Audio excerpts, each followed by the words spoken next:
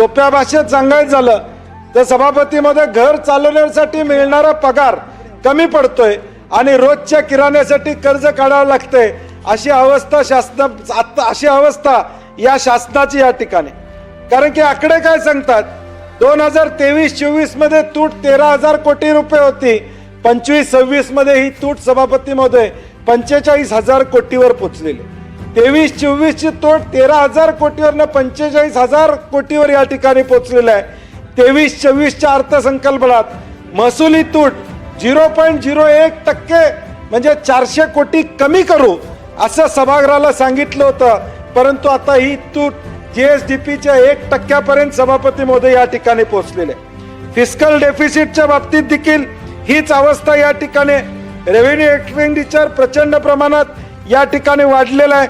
दुसरीकडे विकासाचा भांडवली खर्च कमी केला जातो।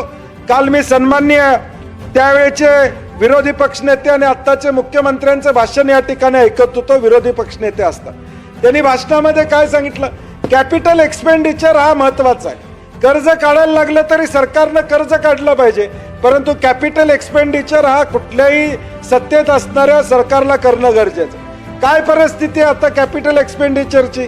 मागच्या वर्षी 24-25 1,09,000 कोटी रुपये होते, या वर्षी 93,000 कोटी झालेले आहे, म्हणजे 16,000 कोटी। हे करत असताना 70,000 कोटी रुपयाची बिलं ही अजून देखील सरकारची या ठिकाणी दिली गेलेली नाहीत, हे देखील या ठिकाणी महत्वाचं। सभापती महोदय, त्याचबरोबर 23-24 मध्ये व्याजासाठी 45,000 कोटी रुपये द्यावे लागत होते, आज तो आकडा 64,000 कोटी रुपये या ठिकाणी पोहोचलेला आहे। कर्ज काढण्याबद्दल दुमत नाही, परंतु कर्ज आम्ही वापरतो कशासाठी, त्यातून या ठिकाणी रोजगार किती निर्माण होणार आहे, कॅपिटल एक्सपेंडिचर या ठिकाणी किती होणार आहे, हे महत्वाचं या ठिकाणी असणार आहे। आणि म्हणून हे शिस्त बिघडण्याचं या ठिकाणी जे काही मुद्दे आहेत ते आपल्याला निश्चितपणे दिसून येतील। सभापती महोदय, दुसरा आर्थिक पाहणीतील तक्ता 5.2 हा मी मुद्दामून या ठिकाणी सांगू इच्छितो।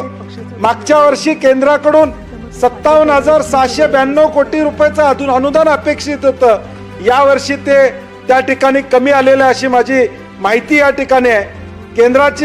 केंद्राकडून मिळणाऱ्या हक्काच्या निधीत देखील घट होते। हे सरकारचं महाराष्ट्राचा हक्क केंद्रासमोर मांडण्यामध्ये या ठिकाणी आपण कमी पडत आहोत का, हाही प्रश्न या ठिकाणी महत्वाचा आहे। त्याचबरोबर कर्जाचा डोंगर ज्याचा उल्लेख आपण केलेला आहे की 9,32,000 कोटीवर या ठिकाणी कर्ज पोहोचलेलं आहे, मागच्या वर्षी 8,39,000 कोटीवर आहे।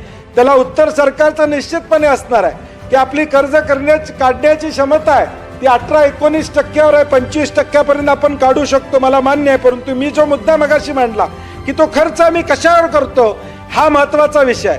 तो खर्च कशावर करतो याच्यावर आमचं भविष्यकाळ या ठिकाणी महत्वाचा असणार आहे। आता तो आज पुढच्या वर्षी सभापतीमध्ये तो 11 लाख कोटीवर या ठिकाणी कर्ज पोहोचणार आहे।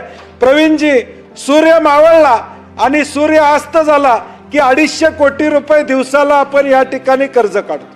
सूर्य मावळला आता उगवला की मावळेपर्यंत 250 कोटीचं कर्ज या राज्यावर या ठिकाणी वाढणार आहे।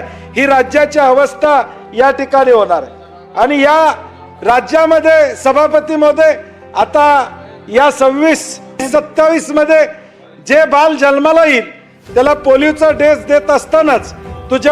देत असतानाच त्या ठिकाणी तुझ्या डोक्यावर 93,000चं कर्ज हे देखील सर्टिफिकेट या ठिकाणी द्यावं लागेल। हे वास्तव या महाराष्ट्राचं या ठिकाणी।